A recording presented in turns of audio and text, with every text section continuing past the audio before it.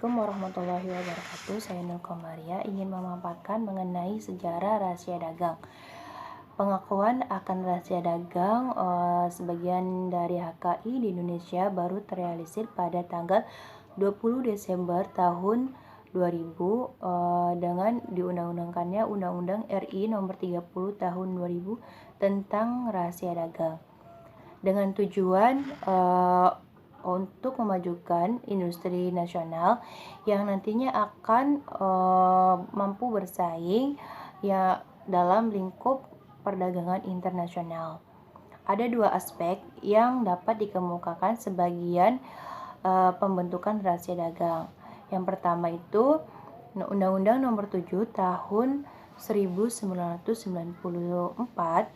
bahwa Indonesia sendiri telah sebenarnya ini telah meratifikasi persetujuan pembentukan organisasi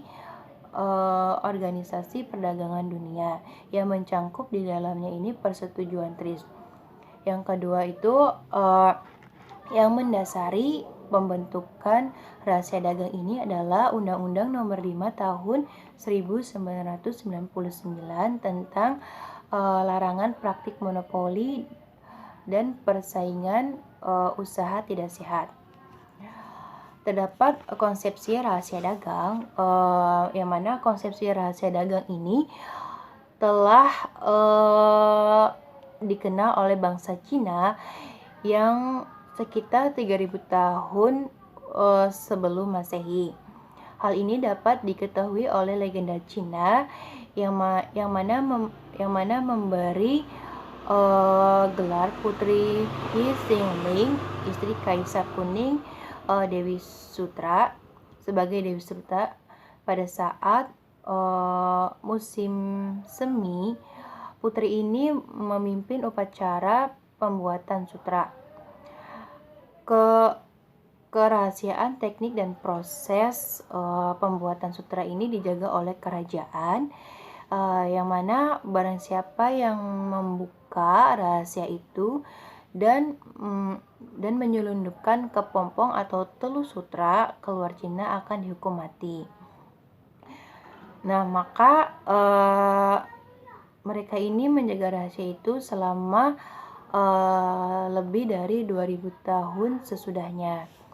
Terdapat definisi rahasia dagang yang mana bahwa rahasia dagang ini adalah sebuah informasi yang sangat berharga untuk perusahaan.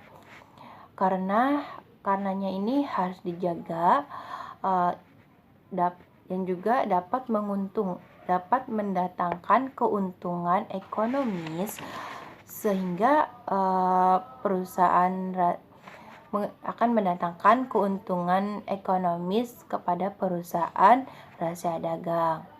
Yang mana rahasia dagang ini adalah metode produksi, penjualan, pengolahan, atau informasi lain di bidang teknologi dan atau bisnis yang memiliki nilai ekonomi serta tidak diketahui oleh banyak masyarakat umum. Di sini saya akan sedikit menjelaskan mengenai peraturan rahasia dagang dan syarat-syarat dalam rahasia dagang. Adapun peraturan rahasia dagang itu terdapat dalam Undang-Undang Nomor 30 Tahun 2000 tentang rahasia dagang. Dan adapun peraturan rahasia dagang yang bertujuan untuk yang pertama, mewujudkan jaminan perlindungan hukum bagi rahasia dagang sebagai alternatif perlindungan selain perlindungan paten yang lebih murah tetapi efektif. Yang kedua, mendorong penemuan-penemuan baru dengan cara menyediakan aturan hukum yang menjamin perlindungan terhadap pemiliknya.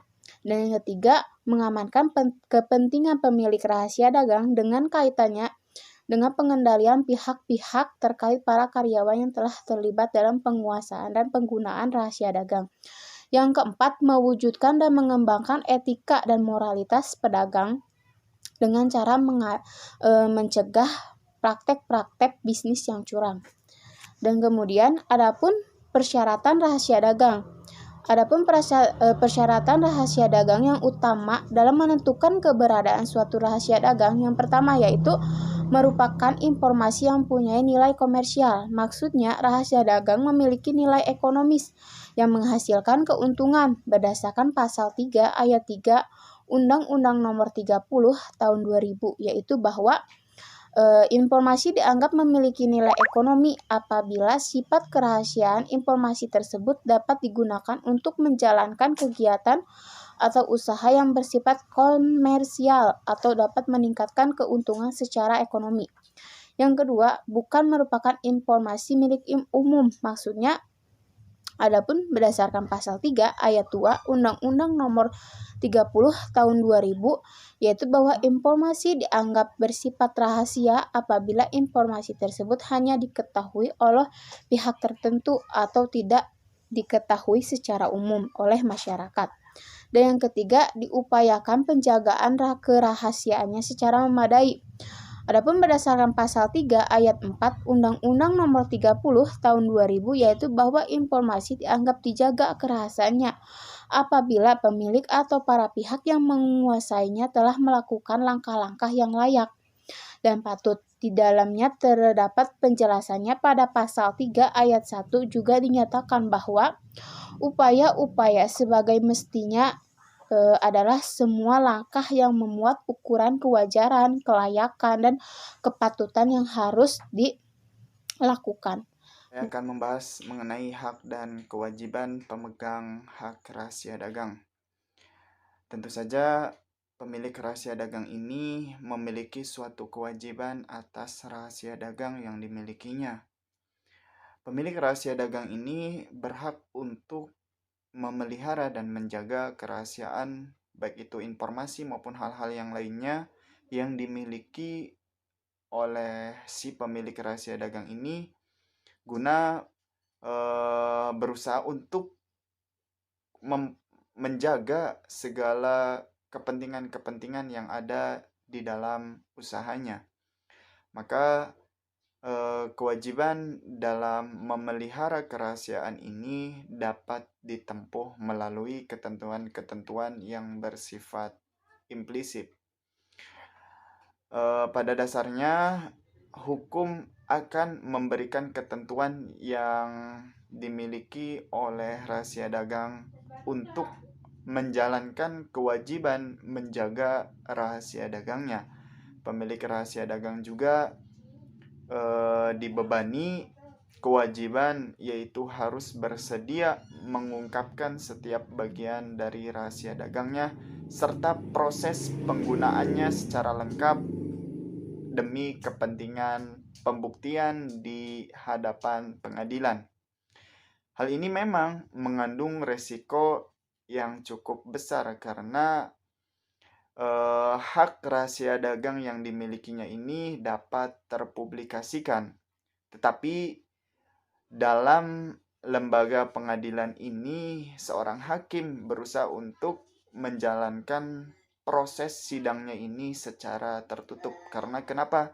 Karena jika dilakukan secara terbuka, maka hak dan kewajiban yang dimiliki oleh pemilik rahasia dagang ini akan terlihat di media dan akan tersebar. Maka dari itu mengandung cukup resiko yang cukup besar gitu, karena bisa saja pihak-pihak lain ini dapat merugikan si pemilik rahasia dagang ini.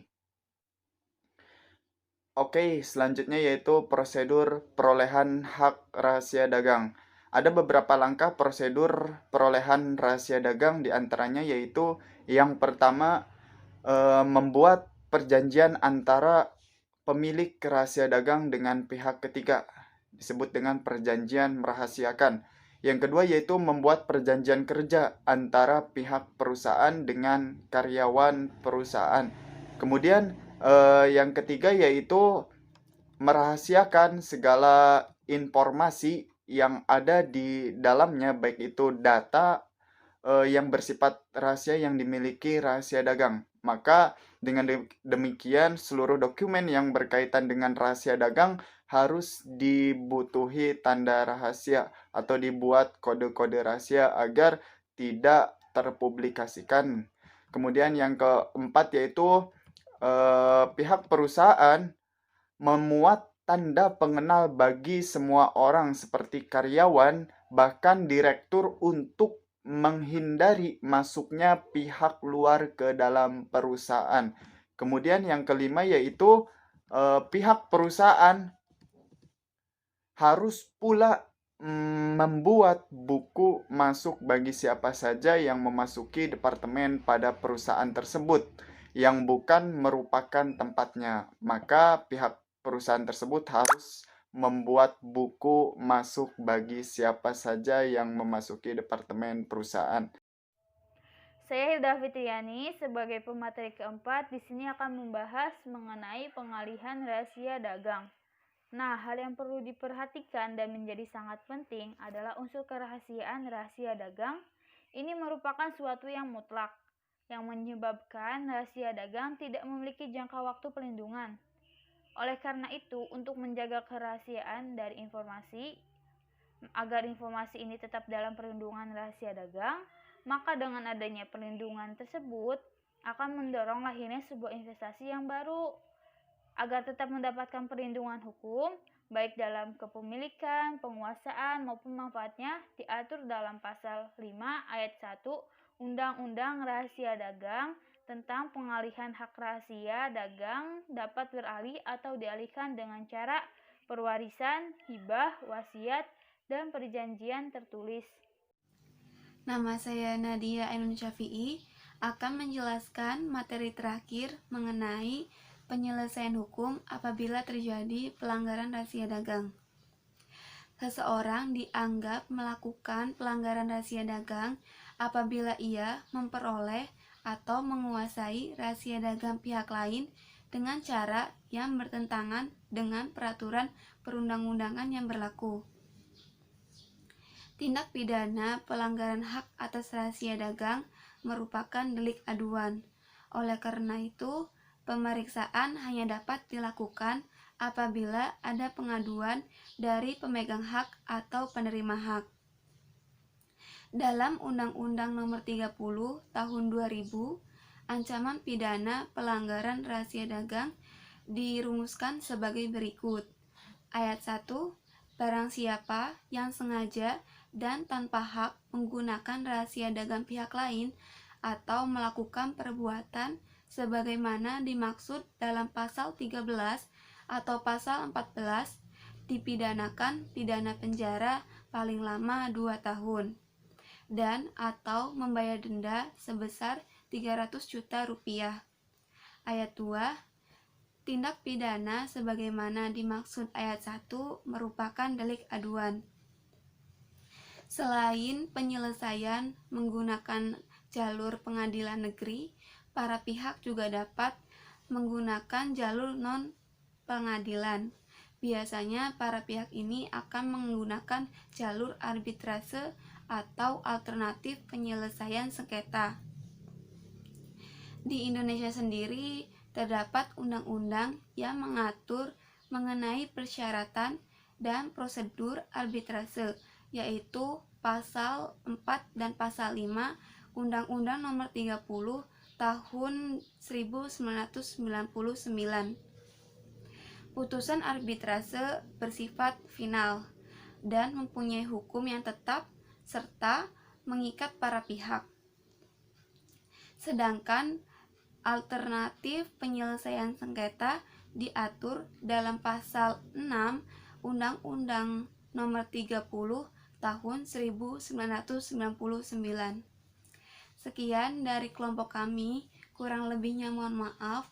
Wassalamualaikum warahmatullahi wabarakatuh.